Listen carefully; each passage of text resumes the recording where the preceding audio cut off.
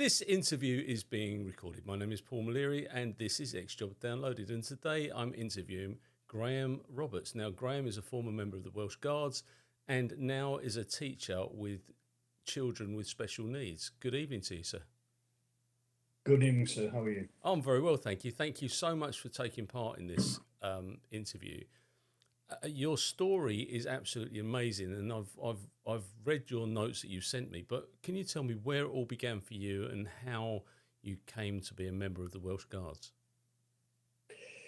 Yeah, so I was born in August 1976, what would be the hottest year in decades. And I was born only £2 born, 6 weeks premature, and pretty much during labour, my dad was asked, who would you like to survive? Maybe not those words exactly, but the tone. And he chose his wife, which on reflection, I think we would all say the same, dare I say. I had numerous complications. I had double hernia. I was very small, obviously. And my parents were told I would have learning disabilities. I wouldn't live past my 16th birthday, which did haunt me for years. Yeah, and my left side of my body would grow smaller, not to the same scale as my right side. And at a young age, I didn't know this. I wasn't told it. When I was in school, I found school, education extremely difficult, really, really difficult. To the point I was put into a special needs class. And when I was put into a special needs class, I was in primary age. My parents sat me down and they informed me what I just discussed then. And that stayed with me. And I felt I was doomed. Even when I went into high school, I was placed in a special needs class. I really, really struggled. We weren't rich growing up. We were quite poor.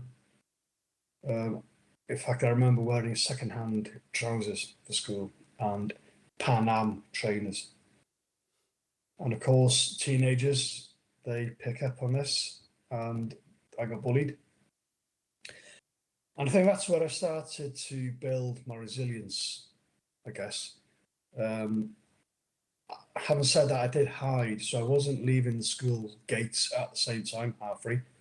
I was actually hiding underneath the stairs till about 5:30, 6. And my excuse to my parents was I was doing homework. And of course I wasn't. And I wasn't doing homework at home because I said I was doing homework in school. So I was put to myself at disadvantage. The closer I got to my 16th birthday, I was really panicking. I didn't overtly say it. I was secretly worried. Got to my 16th birthday. Obviously, I was still there. And my mum, she marched me to the maternity ward where I was born, St David's Hospital, which is not there now. It's a clothing store. And by pure fluke, the lady who was in charge of the ward, the sister, she was the lady that helped give birth. And she just broke down in tears. I actually remember her doing that. No. Yeah. I mean, that filled me with confidence in terms of I've overcome this barrier, and I can achieve more. So, like I said, that was my first taste of being resilient. It wasn't taught to me. I built it myself. I mean, as a young teenager, being male and female, your resilience, it's embedded into you. Through maturity, etc. And I just don't think that was installed into me. Yeah. So I had to, I don't know how, I had to find a way of doing it. I did. I'm not quite sure, but I did. Got to 16, my GCSEs were really poor. Really, really poor. However, having said that, I did secure myself a place on a vehicle engineering course in college. Attended it, I passed, and I got a job in a local garage. The garage was primarily a tyre fitting garage, and I was doing the little services and changing the spark plugs, etc. And I was always reminding myself that you've overcome the first hurdles in your life, you can actually achieve more. And this is where I met a gentleman called Elwyn, and he was a mechanic in the Royal Electrical Mechanical Engineers in the Second World War. Really? He was an elder chap. I mean, a pure guess, I think he was in his 70s or 80s at that time. He was only working part-time, keep his hand in it, so to speak. And he was talking to me about the REME, etc. And I went to Dynamic Careers. I applied to join the REME. My first interview flew it. I passed my test. What was the BARB test? Brilliant. Got told, yeah, happy days. You'll go to basic training in Aberfield, down south, and went home. Buzzing, told my mum and dad, and they were absolutely thrilled. I felt so proud of myself. I went back for my second interview, and there was a Welsh Guardsman stood in the doorway who were inviting me in, and he then said, young man, you can do all that in the Welsh Guards. Me being a naive, at that time, an 18-year-old, I believed him. And he said, if you join the Welsh Guards today, you've got to Hong Kong. I thought, oh my God, wow, brilliant. From Bangor to Hong Kong, excellent. So, yeah, believed him, went through training. So training in them days was 12 weeks in Purbright in Surrey, and the rest of the training, I think, is about 14 weeks, maybe after it was in Catterick in North Yorkshire. So during the first 12 weeks of training, met the instructors, and then it started to dawn on me, hold on, no one's talking about Hong Kong yet. So I left it dormant. So I left that thought dormant. I thought, okay, yeah, maybe not. Anyway, so went to Catterick, did the training, passed out, went to my battalion in Turnhill, the Welsh Guards, and I said to my platoon sergeant, when we go to Hong Kong, and I won't swear on the interview, but in the roundabout way, he told me to wind my neck in. You're not going to Hong Kong, you're going to Liverpool on al fresco. So off we went to Liverpool, did the 5 strikes. Wow. Yeah, so that was the block between leaving school from what I initially thought was going to be a failure to join the Welsh Guards. So what year was this? 1995. So Green Goddesses, I remember it because I'm from Essex and Colchester. We were staffing that with the military and escorting the Green Goddesses through the streets, and they were rickety old buses, weren't they? Those Green Goddesses. I was on that. Oh, really? In Salisbury Dock. You're in Colchester. No, so we were in Whalley Barracks. Yeah. And we did 5 strikes from there, and we were in Salisbury Docks. Oh wow! Yeah. So I remember that 95. Now, well, sorry, the Salisbury Dock part. I think that was, oh Christ, it must be between 96 and 2000. Tilbury Docks, yeah. Well, the docks are still there. In fact, I've got some mates that work for the police there now. But your family, I mean, had they previously been in the military, or is this something completely new? So my father was in the Territorial Army, right, which is now reserves. He spent 10 years, 76 till 86. Right. And at that time, that was it. I mean, I joined the military to prove to myself I could do better and essentially escape the old me.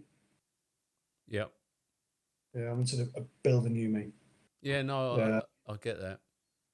Yeah, so that's why I joined the army. And I mean, why the Welsh Guards? Apart from being convinced, the Welsh Guards at the time, still is now, rightly so, is a very unique regiment. It's not just infantry, it's the prestigious role in London.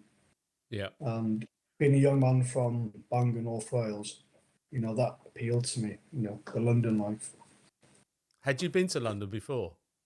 Never. So your first deployment is Liverpool, did you say, on the Green Goddesses? Yeah. And then when you came away from that, did you come to Wellington Barracks, or where did you get posted to? Yeah, so Op Fresco was part of the Turnhill posting. Right. And then March 1996, we then moved to Welly Barracks to do public duties. We stayed there for 4 years. So within that time in Wellington Barracks, we did operational tours to Northern Ireland, Canada, America. And I went to America in 1999, and I decided I wanted to, do something different. So I decided to go to the recce platoon. Right. Absolutely loved it. Brilliant job. So for those listening, what does that actually mean? What is the recce platoon? So the recce platoon is the close reconnaissance platoon. Their job within an infantry battalion is to gain intelligence on the enemy. So the rifle platoons companies can then plan orders, plan attacks, and then execute attacks. So do you embed yourself in the field with close to the enemy, or do you gain sources that will provide you with the information? No, so essentially, you're at a point, and then you move forward in Land Rovers. At times, disembark, patrol forward, observe the enemy, gain intelligence, their pattern of life, their equipment, their weapons, etc., their routine, and then go back and then feed it up to the leaders, and then they plan attacks on the basis of. Yeah. And you did that in Northern Ireland, or was that in other locations? No, so in Northern Ireland, I was part of a rifle company. So as a soldier, and then recce was the America one. Right. Yeah. And then finished that. We then went back to Wellington Barracks in London. And then, that's it, more public duties. So public duties essentially is standing on sentry aside the Royal Palaces, so Buckingham Palace, Tower London, Windsor Castle, etc. In the summer, you do 24 hours on. Well, that's not 24 hours standing, that's 2 hours on, 6 hours off. Right. And in the winter is 48 hours on, 48 hours off. Wow. And who's the garrison sergeant major then? Perry Mason? It was Perry Mason, sir. Yeah, good old Cole Stringer, Perry Mason. He was a member. Sadly, he's no longer with us, but he was a member of my golf club. He moved out when he left the military. He moved out to Essex and he joined my local golf club. But as I say, okay. But sadly he's no longer with us. And then Billy Mott took over from him, didn't he? That's it. Yeah. He was there for a while, Billy. Yeah. He's in the USA now, I understand. But I saw him two years ago, I think, at Chelsea Pensioners, the Founders Day event at the Chelsea Pensioners. He was there with his brother Nicky and that's it. And Paul Cunliffe from the Tower of London. Oh yeah, Paul. Yeah. He does a Falcons events every year in the Tower. Yeah, he does. Yeah, he's a great lad. I'd love to get him on here because he's got some unbelievable stories. But maybe one day. So, had you been to the USA before? Yeah, we went to a place called Fort Lewis. It's in Washington State. You could call me naive, but I thought America would be the same kind of climate. Yeah, that's kind of wrong. It was bloody freezing. Yeah, the Pacific Northwest is really, really windy and cold. Yeah, it is. So is that north of Seattle or? So the Fort Lewis is geographically to the east of Seattle. Right. Still as wet. And how did you find that transformation? Because, you know, we speak the same language, and military is military, but they've got a completely different setup to ours. Yeah, it's quite different actually. Uh, we are very professional in the British Army. We get up in the morning, Rivali, wash and shave, breakfast, and crack on training. The Americans, they get up like 4 in the morning. They go for the squad run and the singing and all the rest of it. They obviously carry on their daily routine. It's quite different to the way we do things. But having said that, we have a common bond. Yeah, the US and the UK forces. I'm going to take you back. So you've done your training at Purbright. When was your first public duty? When did you put on your scarlets and your bare skin and go out and stand in front of Buckingham Palace? So we got to, I'm going to call it Welly Barracks. Yeah. In March 1986. Right. So I'm going to say, in fact, my first public duty was Buckingham Palace, and that was probably end of March, straight into it. And how did you find that? Because for those people listening, and there's 134 countries listening to this, so you've got that fence outside Buckingham Palace. They mount the guard from Wellington Barracks, march it across, the bands, blah, blah, blah. And then as they shut the gate, you've got thousands of people standing, looking at you like you're in a zoo. Yeah, that's right, actually. What is that like the very first time that you have to go into one of those sentry boxes? Very daunting.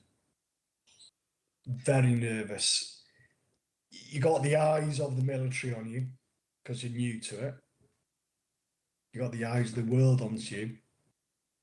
And of course, being a young guardsman at the time, you got the eyes of the senior sergeant of the guard on you. Of course. And, you're there for 2 hours. You're standing there for 2 hours. However, you can move every 15 minutes. You got, like, for example, 12 paces left, 12 paces right. So you can move. Yeah. But you're scared in case you mess it up. When the Queen, God bless her soul, when she was in residence, there used to be 2 of you on sentry. Right. And you'd have to move in sequence exactly the same. Every movement exactly the same. No. Yeah. So how do you signal? How do you know when you're going to come out of the box and march, do your 12 paces, you'll go left, they'll go right, or whatever it may be, and you shout, ready, up. As simple as that. Yeah, it's a pre kind of discussed maneuver.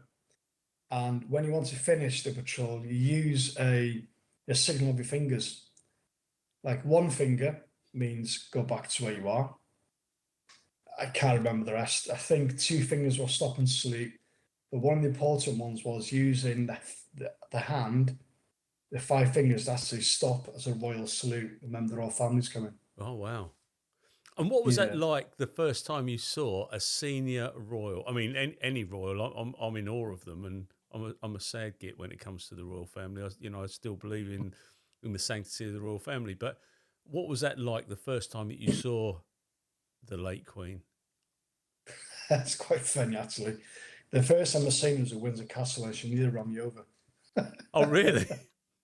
Yeah. I seen the Land Rover coming, and between the long walk between the 2 sentry posts, and I assumed this vehicle was going to stop, and no. So I had to step up my pace, so we're not in her way. Wow. Yeah. Formidable lady. I did see her a couple of times up close, and yeah, absolutely superb individual in my books. Yeah. So you're at Windsor Castle. Were you going between the 2 places, between Wellington Barracks and Windsor? Because there was a barracks over at Windsor as well, wasn't there, for Welsh Guards? Yeah. So you got Conway Barracks and you got Victoria Barracks. Right. Yeah. So we were in Welly, obviously, and we would get on a coach early in the morning, go to Victoria, in our combats, get changed into our tunic, bearskins, etc., and march over for 11 o'clock for the change in the guard. Day after in the summer, the whole process is repeated. And when you did your very first troop, I suppose, what was that like? Because I mean, that is a spectacle, to say the least. When you've got Billy Mott out there or Perry Mason, whoever it was, shouting the commands, and the bands, the horses, it's just a phenomenal spectacle. What was that like for you as a participant? It's very, very, very daunting. It's embedded into you, not in a direct way of saying, but if you make a mistake, the eyes of the world are on you, so you can't really force a mistake. Yeah, it's quite scary, to be honest. Yeah, I can imagine. The amount of pride that's actually going through at the same time is just phenomenal. Absolutely, really is. But the preparation is unbelievable as well, because there's the Major General's review. There's all the other rehearsals that take place. Yeah, it's a few weeks. Superb. Yeah, absolutely brilliant. Yeah. You do 3 rehearsals on Horse Guards as well. Oh, do you? Yeah. So by the time you actually do Troop on the Colour, the Queen's Birthday Parade, you're well tuned. Yeah, and if you got it wrong, you'd be well tuned as well at the end of it. Yeah. Yeah, you can see. But you know what, London, I mean, it was hard work. The amount of time you spent brushing your bearskin, shampooing it, etc., bullying the boots, doing your brasses, whitening your belt and all the rest of it. It was stressful at times, and it was hard work, but it's actually enjoyable. I mean, you need to consider, as a young lad from Bangor, North Wales, sleeping North Wales, and I'm now living in arguably one of the best cities on earth. I agree. No longer was I that vulnerable young man who's supposed to be, dying to tell I'm 16. I'm now living the life in London. Oh yeah, it was amazing at mess prices as well. Mm. But the thing is that you'll have people. You did your time, didn't you? You did your time in the military, but you'll have people that will still be in Bangor that probably have never been to London, or they'll be sitting on a bar stool telling the same jokes that they were telling 30 years ago to the same recipients. You've travelled the world. You've done things that will make a lot of people laugh and make a lot of people cry. That is the difference. That's the character building element of being in the military. I mean, I would, God forbid we ever go to war, because I don't know who's going to step up and actually fight these battles now. I really don't. I just think it's there's some great people joining the military, but they're struggling with recruitment and retention.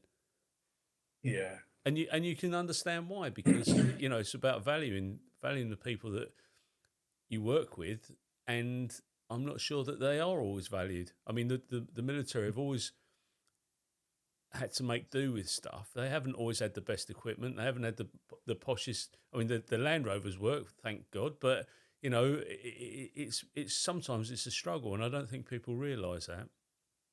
No. What was your first kinetic deployment? I mean, you did Northern Ireland, but I'm assuming that we were coming to the end of the troubles, for want of a better word. I mean, that said, we had a car bomb over the weekend out there, but I did it, yeah. But what was your first sort of kinetic deployment? I think we mentioned Northern Ireland. We went to Northern Ireland first in 1997. We went back then in the year 2000. I mean, up to this point, I've done my junior non-commissioned officer CARDA. I've done my PTI course. I've done my recce CARDA. So the year 2000, I was a leader. I was commanding my own team. Yeah. For the sake of the listeners, a team is four soldiers, and in the multiple, the Northern Ireland, you had 3 teams in the multiple, so it was 12. And I remember actually, the week before we were training, there was an incident in Northern Ireland, and I thought, oh, right, okay. I just thought it was going to be like patrolling the streets. I thought, oh, this is real then. So that kind of made me realise it's not just walking the streets and observing, the terrorists. They're actually putting yourself in effectively the line of fire here. Thankfully, it was a relatively quiet tour in Ireland. So after the Ireland tour, I went back, did Junior Brecon, so a Section Commander's Battle course, which got me promoted to Lance Sergeant. So essentially, I was in charge of my own section, so section's 8 soldiers. Did that for a while, and then I got selected to go to the Army Training Regiment in Purbright to train recruits, the next generation of Guardsmen. What were you doing in Brecon? Oh, sorry. So Brecon is where you do your promotion courses within the infantry. Right. So in Deading Lines in Brecon, every infantry soldier who is what we call in their rifle platoon, rifle company, they go to Brecon to do the promotion courses. I see. So you're a platoon commander. No, as a section commander. Section commander. Yeah, sorry. Had my own section. Then I got chosen to go to Purbright to teach the next generation of Guardsmen. So in Purbright, I was an instructor, so I was in charge of a section of 12 recruits within a platoon of 48 recruits. And were they all Welsh Guards? They were a mix between all the Household Division regiments, right. From the Foot Guards, the Life Guards and the Booths and Royals. Right. We did that for a few months, and the Guards company, which I was in, they moved to Catterick, but the Guards instructors stayed in Purbright to teach the logistics, the REME, etc. So I stayed there, and I continued to do that for the rest of the 2 years. How did you find the training element of? I mean, look, you said earlier on you're not, your education wasn't the best for you, but you've gone on to train people. You're a teacher now. How was that training element for you by taking on these young Guardsmen? Do you know, I'm quite glad you asked that question, because that was my first exposure to teaching, albeit as an instructor. But something inside me quite liked it. Something was lit, and that stayed with me, for the rest of my military career, and now. Good. Yes, I quite enjoyed it. And it's helping people is part of what the military do, isn't it? That's what the military are there for. People people get the wrong impression, but actually the military are there to help, and helping your own people first to develop and become the perfect soldier. That's exactly what you're there for. And if you can do that into civvy life and make people's lives better, then that's fabulous. Well, on the back of that, I mean, I was helped when I was a baby, when I was a child. So I felt as in debt to humanity. So I wanted to help, and I still do that now. As you discussed earlier, I teach, young adults with additional learning needs. I'm still in that mentality, wanting to help. You could say I feel the need to pay back. Where did you go to from Purbright? So from Purbright, went back to the battalion, and I then did the static covert surveillance cadre for Kosovo. Oh, wow. Absolutely brilliant job. Loved it. So when we were in Kosovo, we got tasked to find people wanted for war crimes from the previous war. Oh, fantastic. That is right up my street. I can tell you, I would have loved to have done that. It was amazing. I was doing covert drive pasts, covert walk pasts, fly pasts, OPs. We're spending 2 to 3 weeks in an OP watching the same person. Once we confirm he's there on routine, we then get the Swedish to go in and nick him. It was amazing, absolutely brilliant job. The Swedish, so the Swedish were the, so they were effectively the police service that went and did it. You did all the work. Yeah, we did the groundwork. They got the medals. And Wallenberg went round and nicked them. That's what a lovely job. And Yeah, I mean, it's very amazing. fulfilling as well, isn't it? Because you see the end result. You know, when they go to the international court or wherever they go to be held to account for their war crimes. Because Kosovo was pretty brutal, wasn't it? I mean, some of the things that actually took place there are vile. But to bring people to justice like that must have been absolutely fantastic. Yeah, it really was. I mean, in Pristina, the main city, we were doing OPs in civilian clothing, in disused blocks of flats. It was mega, absolutely. Every soldier's dream is to do gigs like that. It was good. But were you put at risk? I mean, was there still threat, harm, risk in that area at that time? Yeah, it was more indirect. So minefields, the odd shoot, nothing significant in comparison to today's kinetic fighting. Oh no. However, you don't really want to be walking into a minefield, at night. No.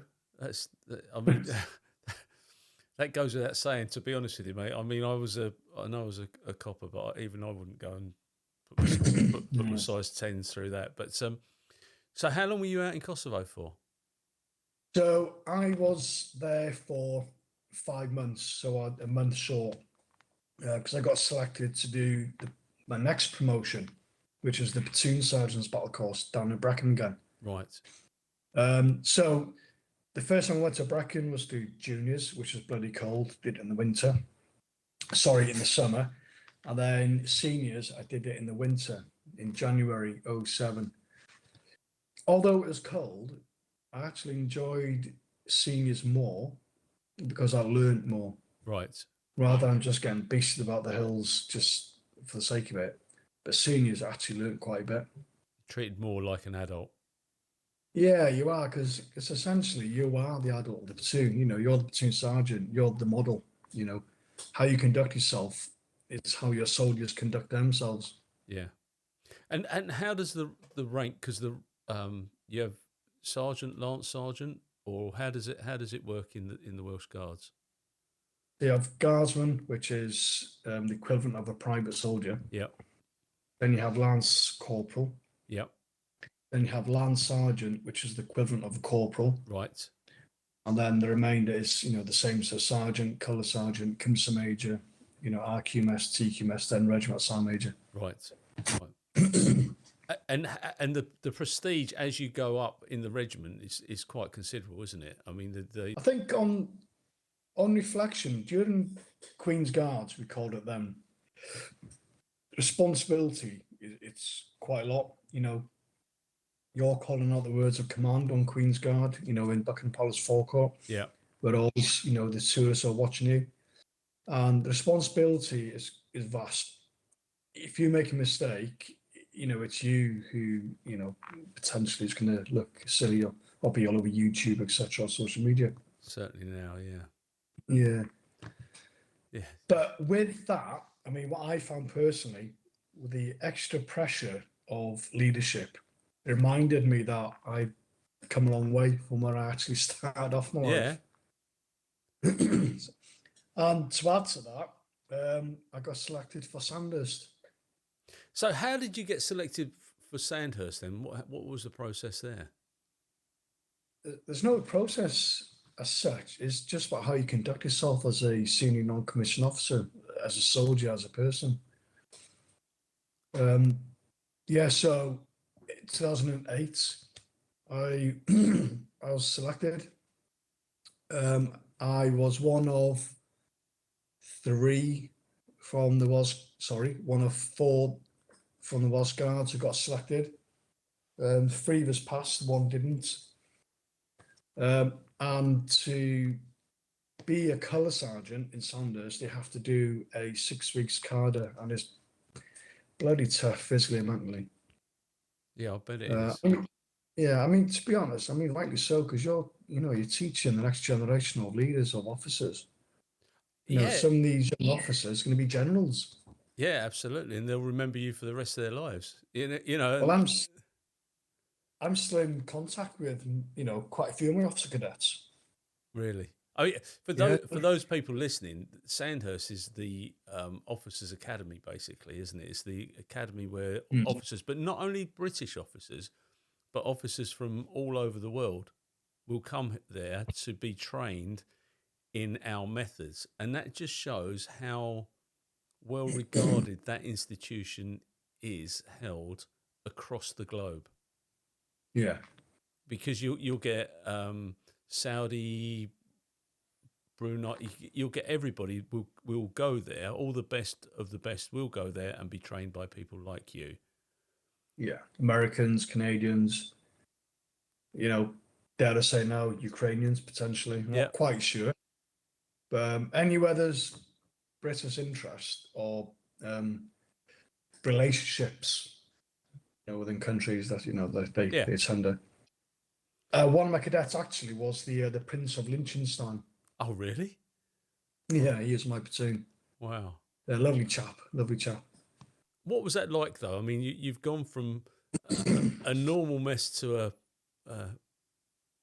not to say the most prestigious building in British military life.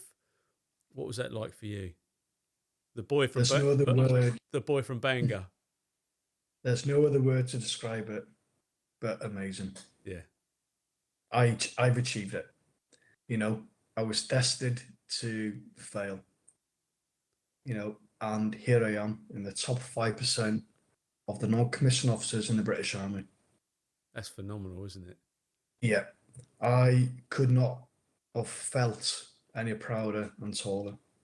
I had proven all my doubters wrong, proven the medical professionals wrong. This is it. I had done it. And what did your family say? Did they realise the significance of taking up that post? Absolutely. They were absolutely proud of me. Absolutely proud of me.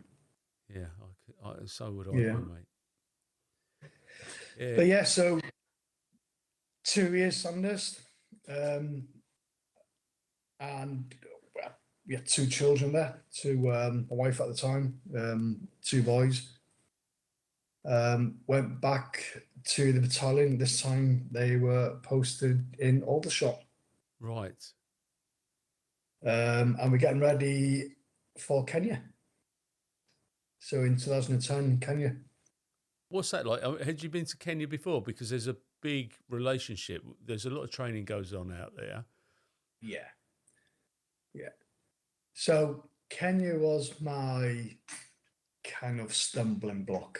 Right. So I got back to the battalion, Colosan, highly regarded, highly respected. I was in charge of the company's logistics. Secretly, I didn't really like the postings. I didn't want to be logistics, wanted to be a soldier. However, it's part of the promotion process. You have to do the job, etc. So we went to Kenya, and one scenario in Kenya, we were going from live ammunition to blank ammunition. And I mean, Paul Dunn, we discussed him earlier, he will remember this quite well. And the casualties kit wasn't checked. And when you go from live ammunition to blank ammunition, there's a host of checks you need to do, a host of paperwork you need to sign. Because if checks aren't done properly, if someone fires a live round down a weapon with a BFA note, someone could get killed. During these checks of the casualties, webbing, etc., I found live ammunition and grenades.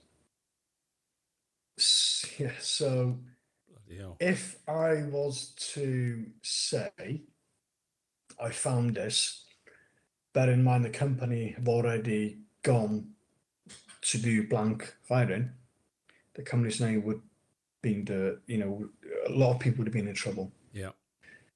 So at the time, I had the choice either to do the right thing or do the moral right thing. So at that time, I decided the moral right thing was to get rid of the ammunition myself. Right. So I asked one of the young guardsmen to drive into the desert and dig a hole, bury the ammo, and forget about it. Oh, mate. I know it was a moment of madness, but at that time, I had to make a split decision, and I made that decision. Unfortunately, that decision came back, and yeah, I was compromised. I was caught out. The young guardsman, he didn't dig a hole; he just threw it out the window of the landing. That was it. So he got caught. Yeah, I didn't bollock him. I could have, but I didn't because he just did what I told him to do. Get rid of the. So I did the right thing. I admitted that I'd made a mistake. And as a result, I got reduced in rank to a sergeant. Oh, mate. Yeah. And that took me back to, I was 16 again. Is that right? Okay. I've lived my high life. It's a reality now. Having said that, I actually enjoyed it because I went to a normal rifle platoon, being a platoon sergeant again, in charge of the blokes. I was back on the ground. I was loving it. Yeah, I know. So there was a silver lining, but you know what really hurts me? What really hurt? My company commander saying to me, Colour Sergeant, you were destined to be the regimental sergeant major. You're not anymore. That hurt. Yeah, I bet it did. So off I go, get demoted, a sergeant, and I said, right, I can either let this beat me or stick my head above the parapet and just crack on. Yeah. I cracked on.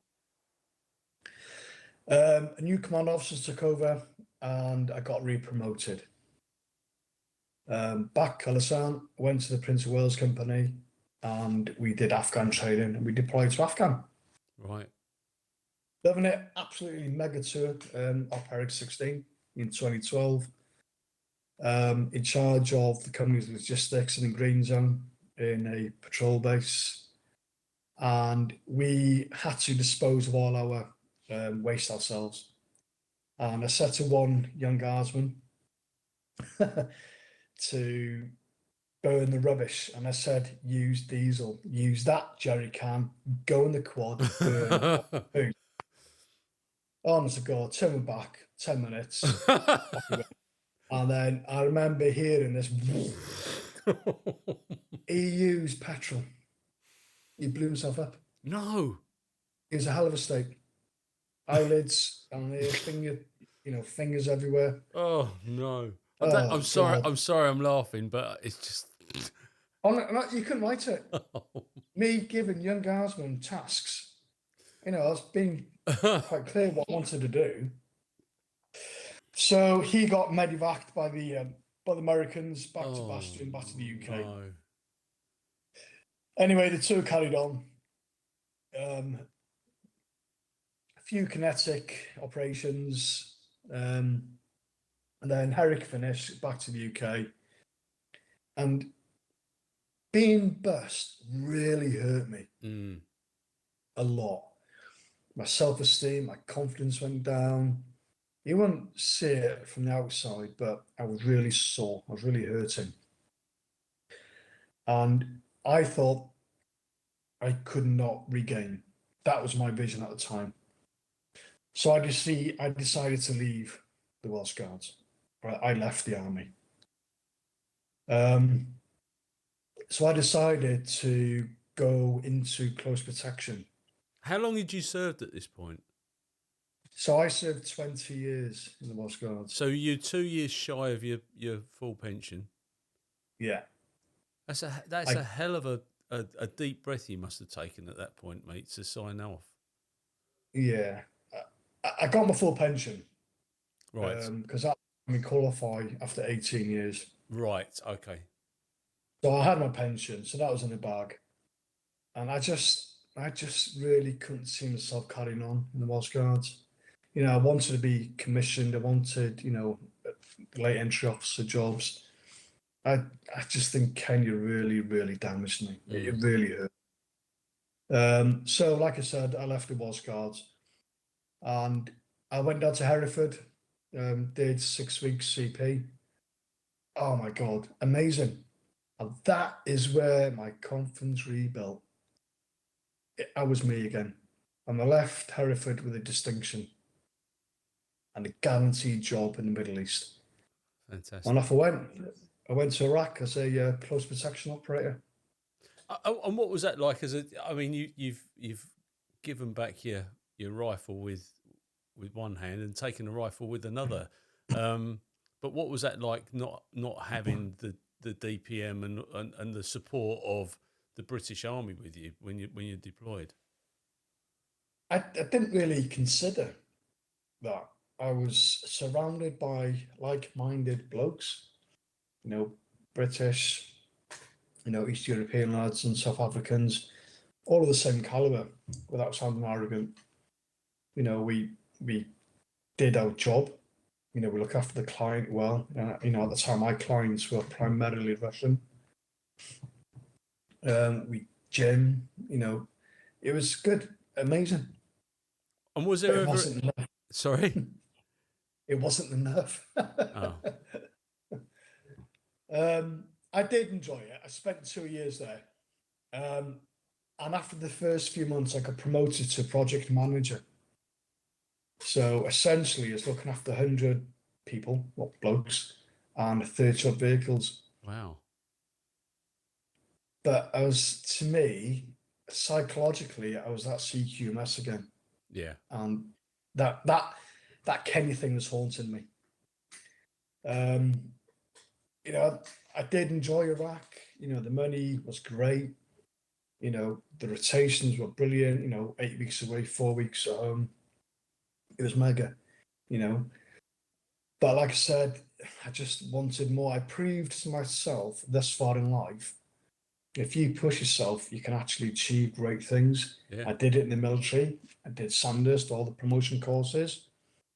Had a distinction in Hereford for my CP. I thought, okay, keep going. So at that time, a company was discussed quite a bit in conversations. I won't reference the company. So I obtained an email address of the company, and I applied, I sent my CV, etc. I was actually on leave late 2015, and I had a phone call from what would be my boss in the next place, which I will describe shortly, asking me, would I like to have an interview? Skype interview, had an interview, and the chap who interviewed me is an extraordinary person. He's a fantastic leader,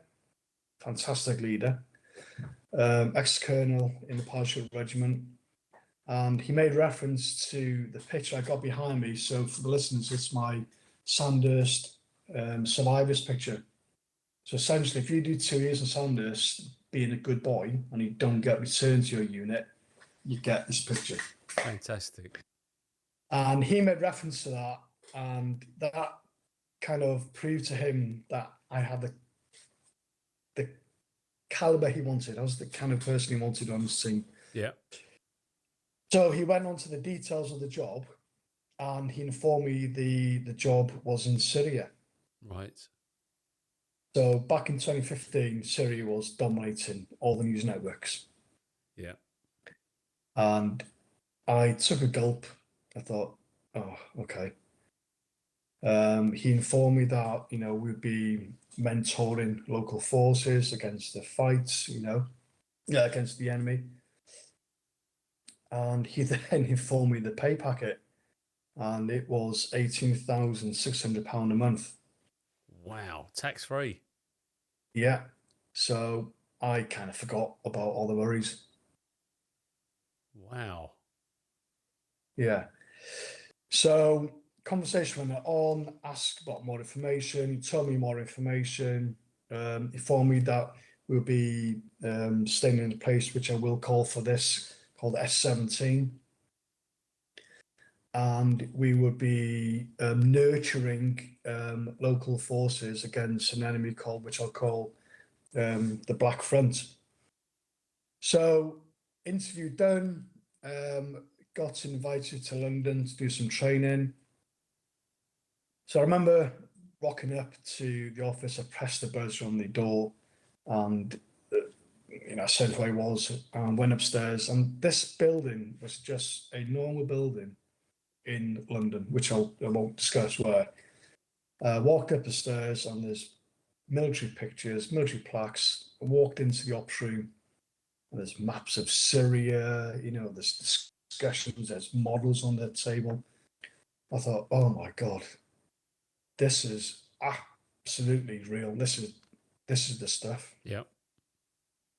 Every soldier dreams of, dare I say this, a proper fight. Yeah, of course they do. No, God. of course they do. That's why people join the army, isn't it? That's what they're trained to do. So, spent a week down there, did training, intelligence briefs, met the rest of the blokes, got our kit issued, went back home, did the normal stuff, beasting up and down the hills, did research on the group that we would be training. And then we had the flight tickets, and then the flight into Syria went via Beirut. And off we go, October 2015 into Beirut. I was expecting to land in some kind of hellhole. Far from it, Beirut was absolutely amazing. Bustling, Ferraris, Range Rover garages, people dressed in Western clothing, bars were so vibrant. It was amazing, absolutely amazing. And strangely, Muslims and Christians working, drinking together, friendly, is so nice. In fact, I remember one scenario. We were staying in the Hilton Hotel. I looked out the window, and a church and a mosque was next to each other. And I thought, okay, so we are fed that two sides don't get on. This is living proof they actually do. So that was good. So we waited in Beirut for a few days, waiting for our visas, and we then met the fixer, got into the taxis, very nervous. We were all apprehensive, but being blokes and the bravado, we didn't want to admit it. Got into the vehicles, and as we leave in Beirut, it then became apparent that, this is the Beirut I thought, being bombed out, etc. Got to the Syrian border, flags everywhere, very Soviet, if I'm allowed to reference that. Yeah. Border crossing point, the people there were very nervous. They were very kind of judgmental of us, and rightly so. 12 Brits have not crossed into Syria before, so they have got a right to be nervous. So we got there, given them our visas and passports and all that, but the border crossing point commander wouldn't allow us in. So we had to get our fixer to call our Syrian leader, who would then get hold of Hire, who would then inform them to let them through. So yeah, we end up going through anyway. We then drove north, went to Damascus in pickups this time. And Syria, the countryside is absolutely quite pretty. There's mountains, there's olive groves. The people are very friendly, dressed in Western clothing. We stopped for a break, went to a cafe for coffee and savouries. Again, people are very friendly with us, despite us not being there before. Very welcoming. Then we got back in the vehicles. Then we got to S17, which is a large town. Again, people are very friendly, not as bombed out as we were led to believe. It was quite nice. We then met the Syrian leaders who were in charge of the local forces that we'll be working with. We met the blokes. So essentially, we were employed to build a new unit, which we will call the Special Battalion within the local forces. and the Special Battalion were employed to defend their area of responsibility against the Black Front, who then became the Shadow Coalition, and against ISIS. So we trained them basic military skills. So basic, phase 1 training, fitness, zeroing of the weapons, the AK-47s, basic stuff like that. We did that for a few months, and then we were gaining intelligence. The Black Front, we're using certain tactics. So we then started to change our approach. So rather than us just training generic infantry skills, we were then training them skills that were tailored to what they needed. Now, for an example, the enemy, the Black Front, they had a trench system on high ground, observing the front line of our forces. And they would often conduct raids from that. Right. So we built a trench system that mimicked that. So a sister version, effectively. And we trained the blokes to assault that. So due to my Sandhurst experience, I was asked to mentor the platoon commander. So essentially, I was planning and commanding training assaults on the trenches. Yeah, so it was mega. Absolutely loved it. So yeah, the training intensified. We did bayonet training, we did RPG training, PKC training, some machine guns training, and we really did push the physical fitness. We did raids training, platoon attacks, ambushes. Really pushed the training. So what we then decided to do was to push us, the advisors, forward and do a recce on the actual front line. So the positions, oh my God, they were in poor state. Right. Manned by ill-equipped, ill-trained troops.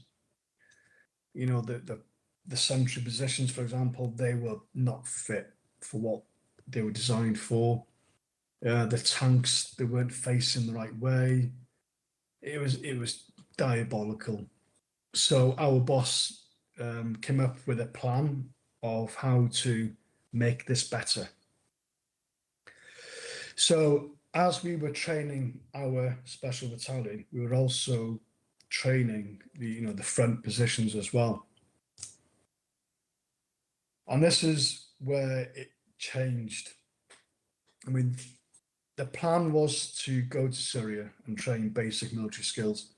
However, we then found ourselves in mentoring as well. So the enemy, Black Front, they were always assaulting, raiding from the same location, the same angle all the time. So I decided to conduct a recce of what I deemed as what would be their FRB.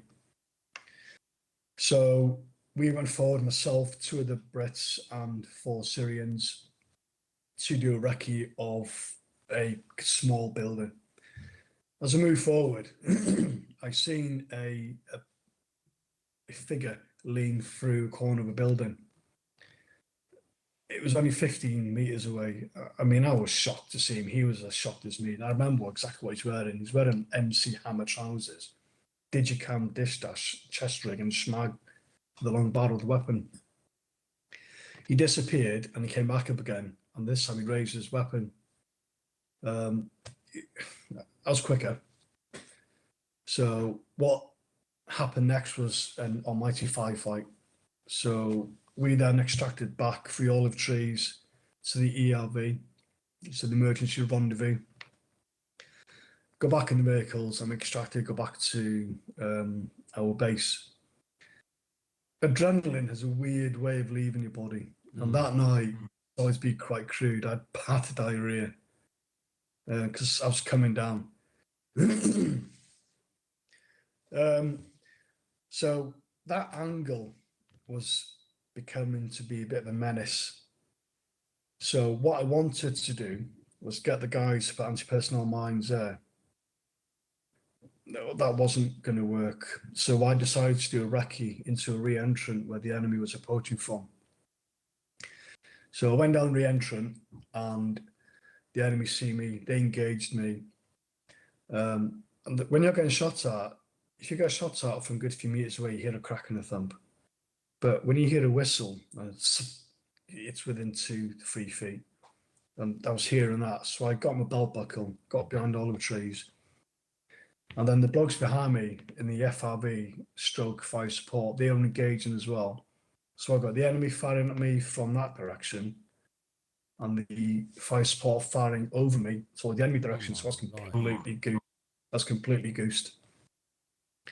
And of course, my radio was dead.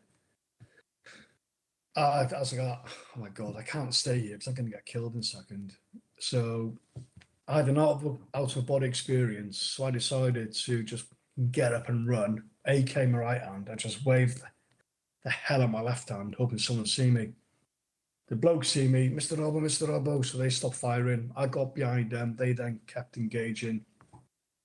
When they fired and moved back to the vehicles, off we went. That's when we decided that, okay, the enemy up there, they're quite good. So I couldn't secure the base of re-entrant. So I then decided that we're going to put barbed wire at the top of the olive trees. So if you can envisage, we had 2 points, OP1, OP2. And between them, there was a prominent re-entrant. The entrant had olive trees in it. So the bottom of the entrant, I couldn't secure. It was too dangerous, too much of a risk. So we decided to put barbed wire at the top of the re-entrant to try to stop the enemy approaching that way. So another day, I was briefing the blokes up, briefing the platoon commander what we're going to do. Standing up, there was no clear line of sight between me and the enemy. The enemy's 1,000 meters away. I thought, no way, they're going to hit me with the small arms. Previously, they were engaging me with HMG, so heavy machine gun. And then I'm standing up. The blokes they're on the knees. I'm briefing them up, and the next minute, it's a mighty sting in my right fingers. My weapon got ripped from my hand. So for the listeners, my right hand was holding my weapon, and it was about 4 inches from my right thigh, my weapon, and the round went between my hand and my thigh from 1,000 meters away. I was absolutely petrified. My friend dived on me, threw me to the floor, checked me for blood. There was nothing. My boss, to change the atmospherics, jokingly said, "Why did you just drop your weapon on the floor?" Jokingly, with a half smirk on his face. And that kind of worked. I was like, okay, fair one.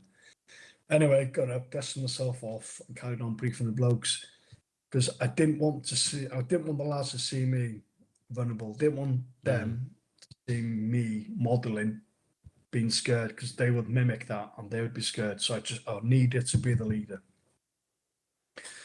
We carried on with the task. We moved forward. Lo and behold, we got shot at again.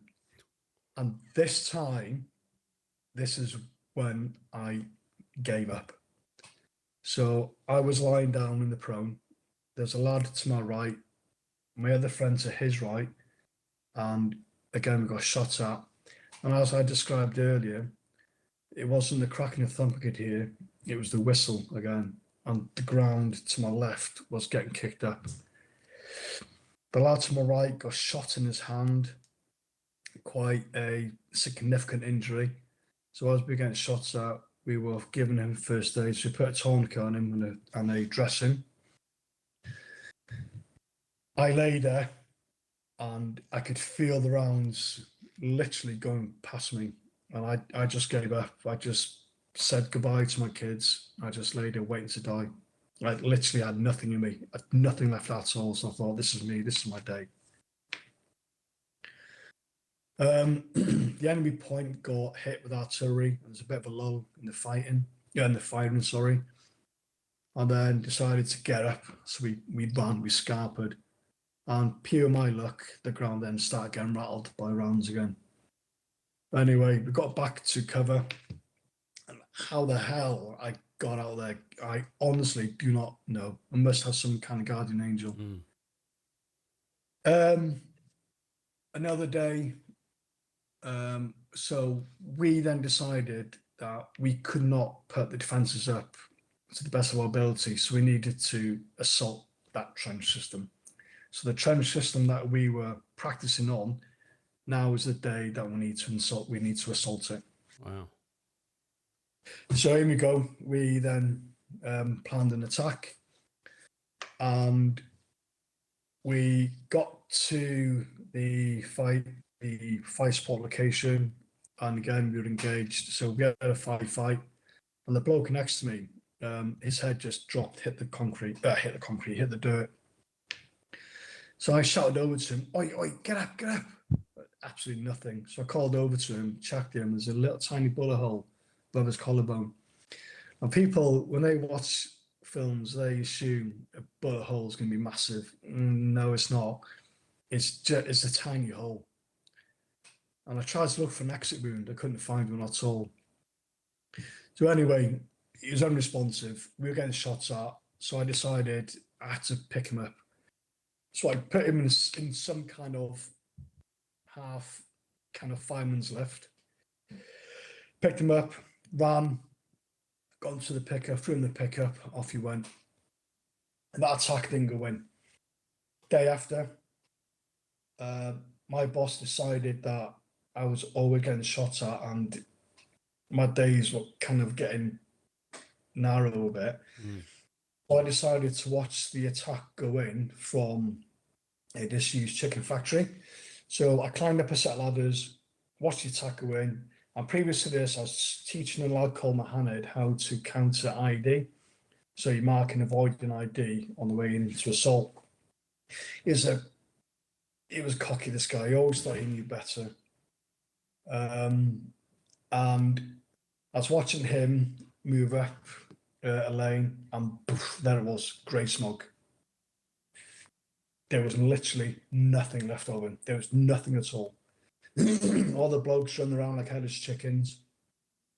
So I decided to run down the ladder, run over to the point which is about 200 meters away, control the lads to get them in. Because if there's one ID, there's going to be secondaries. Yeah. So I got the lads, calmed them down, said to the platoon commander, right, sort the platoon out, get the grip of them. He did. And then next minute, a crack goes overhead from a dusker round. One of the lads behind us decided to climb up the same ladder I was on moments earlier to observe, and he got cut in half by dusker round. Literally cut in half. Now, dusker round is a 12.7mm anti-tank weapon, and again, carnage. Had to control the blokes. So that attack obviously didn't go in. So there we go. So that was the enemy to the west against the Black Front, which then became the Shadow Coalition. So it all went quiet there. There was no counter-attacks, there was no raids anymore. Maybe they understood that, the local forces are better than we anticipated, or they withdrew. Not quite sure. Wow. So we then started to concentrate on the east, which was ISIS. I was rattled by battle. I was scared.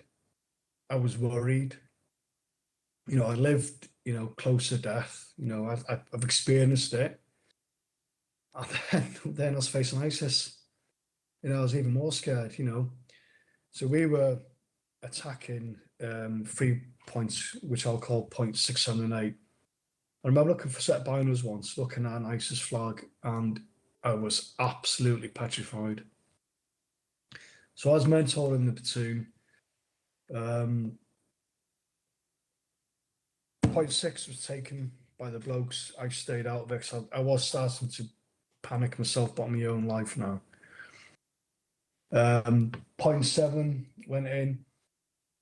It wasn't really the way I wanted them to execute the operation, so I decided, me and the boss, I'll call him, our leader, we decided to mentor the platoon headquarters during the next assault, which was on 2.8. So myself and the boss were behind a pile of rocks, and we got bloody shot at again. Oh So my we life. pinned down. Yeah. So I cried out to the fire support, and I remember saying, "Smash the F out of that position now." So they smashed it. Me and the boss, we extracted individual fire maneuver back to 0.7, and we watched the rest of the assault go in. Anyway, they took the position. We went up to 0.8, and what I'm going to say now has actually haunted me for years. I came across a burnt ISIS body, charred, and I squashed his head with my right boot because I had that much hate in me. Yeah, that stayed. Excuse me. Sorry. That stayed with me for quite some time. Guilt. Hated myself for it. But at that time, I had that much anger and rage in me. You know, through the West and now the East, I was in hell. So yeah, so that was that. And the fighting was intensifying with ISIS, and we were then assaulting their, the built-up areas, their towns and villages. So we then started to train urban warfare. So we went to a place which name I'll keep disclosed to do training. And I remember actually driving into this place, and it just smelled of death. You know, the place was smashed. The minaret in the mosque was gone. It wasn't a nice place. We went to a school which would be our base, where we conducted training, where we, launched from, etc. And I remember looking out the window on the top floor, and on the school wall, there was a line of bullet holes. And in my mind at the time, I knew exactly what it was, because I had a gut feeling, but I wanted to ask my interpreter. So I'm allowed to reference his name because he's given me permission. So I asked Adnan what it was, and he said to me, "Mr. Robo, the children in the school, this is where they were killed. This is where they're executed." I was like, "For God's sake, okay." And only that morning, I went to one of the classrooms and I seen the register of, the kids.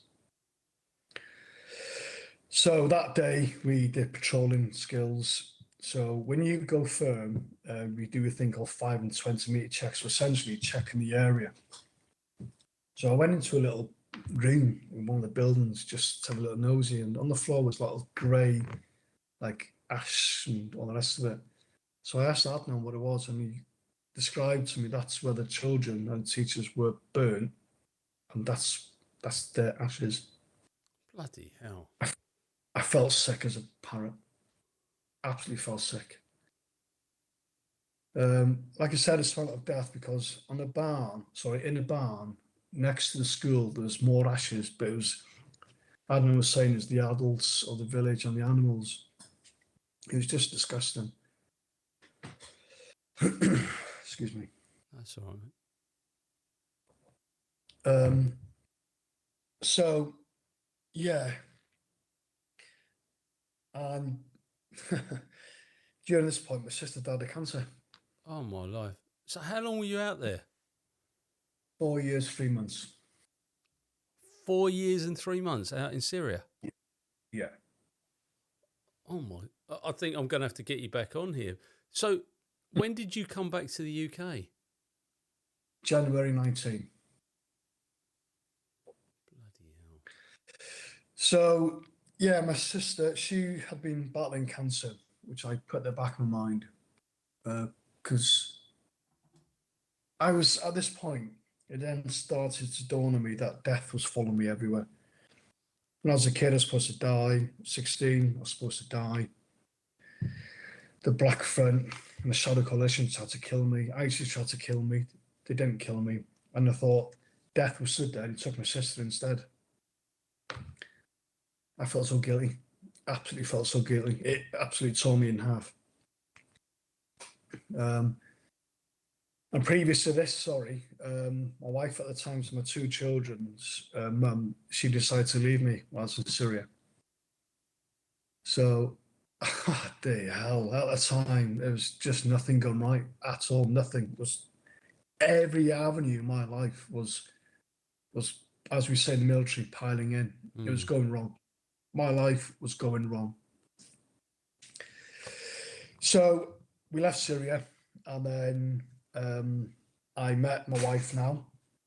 And for reference, she's an absolute angel, a fantastic lady. And jumping ahead slightly, I'm still here because of her, for the reference. So left Syria, all fine, no problem at all.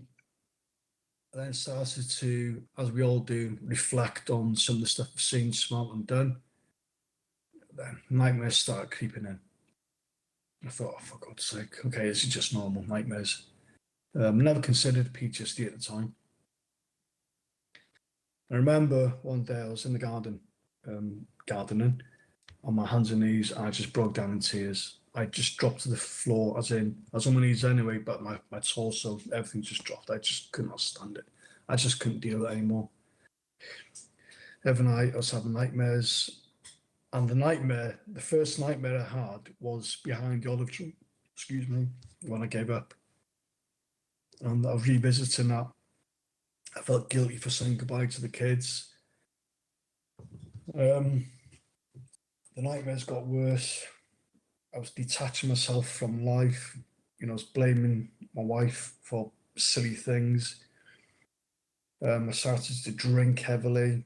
I started to take painkillers to help me sleep, because every night I was screaming in my sleep. My wife was saying, I was lashing out, not at her, but I was waving my arms around, kicking, I was sweating. And even now, if my sheet, my side of the bed, is untucked from the corner, that kind of reminds me, oh shit, I've had a bad sleep. I really, really, really couldn't take anymore. And then my mum died of cancer.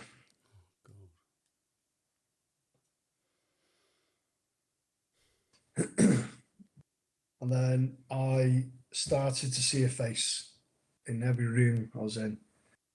The face was white and cream with sunken in eyes, long and sharp teeth. Every room I was in, I've seen it. When I was really, really at rock bottom, it used to laugh at me. But when I was depressed, it used to scream at me. I remember having an argument with my wife in the kitchen. She used to by the cooker, and this face appeared on her face, laughing at me.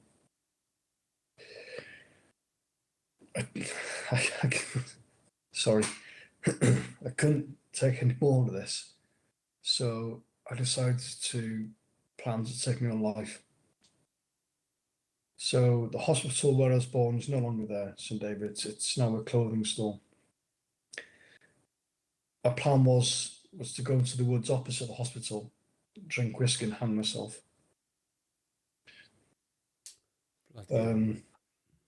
Yeah, there was no route out. I was in this hole. I could not do it anymore. I reached out to Veterans Wales. Being a typical bloke and bravado, they gave me a set of tools, and I thought, brilliant, hallelujah, it'll work. Bloody hell, no, it just, I won't say it made it worse. It gave me a false sense of hope, and I suppose I let the demon in a bit more, and then I started to see things.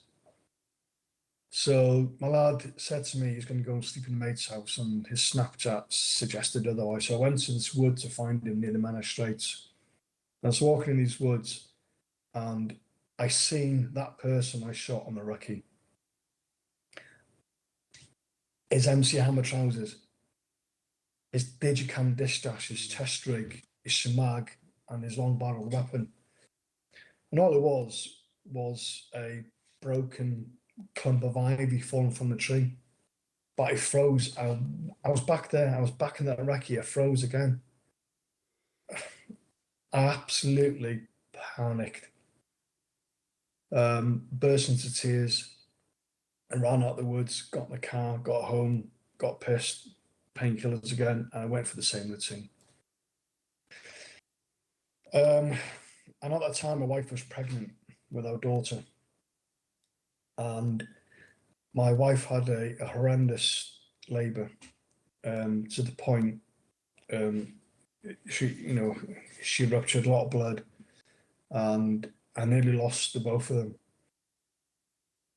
Again, death was in haunting me again. I just couldn't take it. There's nothing I could do. Complete. I was in agony. It was screaming at me. It was laughing at me. Death wouldn't leave me alone. I lost my sister, lost my mum. I nearly lost myself. I lost the marriage. And now I'm on the verge of losing my wife and daughter. Thankfully, they both came through. Thankfully, to the amazing medical team at Betty Cadwalder in North Wales and Health Board up there. They saved her life and my daughter's life. And that's when things started to take a positive turn for me. So my daughter's called Theodora, and that means gift from God. Right. And I then reached out again to Veterans Wales, and I opened more to my therapist about exactly what I'd been experiencing and all the rest of it. She then took the decision to refer me to a doctor. And I'm still on the medication now. So I was placed on quetiapine and sertraline. So quetiapine is an antipsychotic, so that helps me not seeing things, and the sertraline is antidepressant, so that helps me. I again bravado. I didn't want to take them initially, so No. I didn't want to be one of them people, but that sounded rude. I was going back downhill. I was planning to kill myself again. And this time I actually was going to drive to the woods. So I decided to take the the medication. And it was working. I'm laughing because it did amazing things. The face started to disappear. I remember seeing the face 2 weeks ago, actually. I was walking up in the shop and I said it to F off, and it just went like that to me. I'll make the sound for the listeners, went gulp. And they looked at me and just disappeared. So one of the things I was taught during my therapy was to box things off in your mind. For me personally, it wasn't working. So my wife said to me, try writing things down. So I did. So as I was writing things down, I could feel elements of my trauma leaving me. Not leaving me, but detaching. So I decided then to explore the idea of writing a book. So with 2 aims. Firstly, to emotionally detach myself from the trauma. And secondly, to help others. Because during this time as well, I had mates killing themselves as well. Oh, yeah, So I see that. All Jiffy Myers Yeah. and Steve, they post them all the time, people that have Yeah. taken their own lives. Terrible. So one of the skills I actually learned was I'll use the recce as an example. Rather than being emotionally involved with the situation, I placed myself out of it in a cinema chair, looking at the event as a viewer. And I was eating popcorn, drinking the tub of Coke. And that helped me to emotionally detach. And I use that model for all the scenarios as in. So I purposely put myself in all the scenarios and I emotionally detached. That with medication worked. And there we go. It didn't happen overnight. It took months. And I then started to write the book more intensely. And yeah, and here I am. And what's the book called, sir? It's called Echoes in the Silence. And how can people access this? It goes live on the 30th of June on Amazon and in bookstores. I know Waterstones, if I did know, they would like to stock it. Why did you write the book? I wrote the book because I want not only veterans, I want humanity, I want society to read my book and to understand, doesn't matter what trauma you have, there is always a route out. And please read what I've done. And please read the message that I can absolutely assure you. Utilize all the support, all the tools given to you, and the skills I've used, and I can assure you there is a route out. I mean, it's quite harrowing, the stuff that you've been through. It is harrowing, and as I say, I watch when Jiffy puts up, or Steve, or whoever it may be, that someone has taken their life. It's so sad, and when you're such a close knit community, the Welsh Guards. I don't think I've got it here, but there's the reunions and all the bits and pieces that go on. The problem is, and this is, you guys are so proud that to ask for help, sometimes I think some of you see it as a weakness, and it's not. You know what? I'm gonna counter that. Go on, mate. I'm gonna say police forces, military. It's embedded into us to be proud, and absolutely be proud. But I argue, be proud of something that you wouldn't normally do. Yeah. If you need help, be proud that you're gonna do something that you wouldn't normally do. Stick your head above the parapet, which I described earlier, and stand tall and go, I can do this. And having the moral courage to reach out, I can absolutely promise that there is an end game, there is an end state, and you will achieve what you wanted to achieve. Yeah, you're absolutely right. Wise words. And of course, now you're a teacher. You teach kids with special educational needs. That you must find that really rewarding, given everything that you've gone through. You're giving people opportunity, which sometimes they may not have got. How did you find your way into that world? I think I was destined to do it. I mean, when I was young, I had learning disabilities, and I've now gone full circle. So all the life, ups and downs I've had, I can utilize that, and I can bring it to a different battlefield. Yeah. And the relationship I've got with my students, it's unbreakable. It's amazing. That's fantastic. They see something in me. They gravitate towards me all the time. They see something in me that I don't see in myself. And they're always there.